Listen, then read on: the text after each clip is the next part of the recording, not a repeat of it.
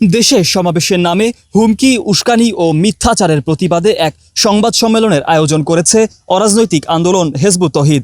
আজ দুপুর 12টায় Bangladesh crime reporters association মিলনায়তনে হেজবুত তহিদ আয়োজিত এই সংবাদ সম্মেলনে ওয়াজ মাহফিলের নামে নোয়াখালীতে হেফাজতে ইসলামের উস্কানিমূলক সমাবেশ, অনবরত মিথ্যাচার ও ধারাবাহিক হুমকির প্রতিবাদ এবং একই সঙ্গে এসব চক্রান্ত বন্ধ সহ সংগঠনের সদস্যদের জানমালের নিরাপত্তা সরকারের অবিলম্বে পদক্ষেপ গ্রহণের দাবি জানান সংগঠনের যুগ্ম সাধারণ সম্পাদক মশিউর রহমান, যুগ্ম সাধারণ সম্পাদক ও তথ্য সম্পাদক এস.এম. শামসুল হুদা, ঢাকা মহানগর হেজবুত তহিদের বিভাগীয় সভাপতি ডাক্তার মাহবুব আলম মাহফুজ।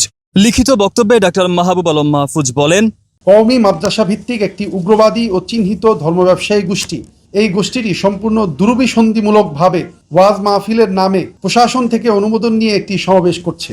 এটি কোনো ওয়াজ মাহফিল নয়, এটি হিজবুত তৌহিদের বিরুদ্ধে দাঙ্গা সৃষ্টির উদ্দেশ্যে করা সম্পূর্ণ বেআইনি ও উগ্রবাদী একটি সমাবেশ। তারা আমাদের বিরুদ্ধে কাফের ফতোয়া দিয়ে, অপপ্রচার চালিয়ে, গুজব রটিয়ে এবং হুমকি দিয়ে একটি অরাজকতা সৃষ্টির পটভূমি রচনা করাই হচ্ছে তাদের মূল লক্ষ্য।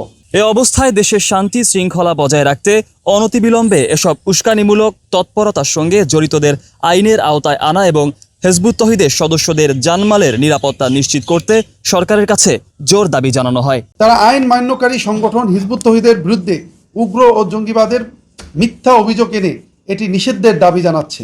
নোয়াখালী পুলিশ সুপারের দেওয়া অনুমোদনপত্রের মধ্যে পরিষ্কার করে বলা আছে, কোনো নির্দিষ্ট সংগঠন বা ধর্মীয় সম্প্রদায়ের বিরুদ্ধে উস্কানি দেওয়া যাবে না এবং কোনো নিষিদ্ধের দাবি বা বিশৃঙ্খলা সৃষ্টি করা যাবে না।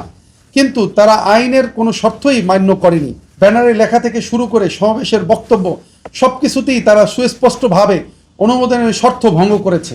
এসব বিষয়ে আমরা বারবার প্রশাসনকে জানানোর পরেও প্রশাসন নির্লিপ্ততার পরিচয় দিয়েছে, যা নিয়ে আমরা অত্যন্ত উদ্বিগ্ন।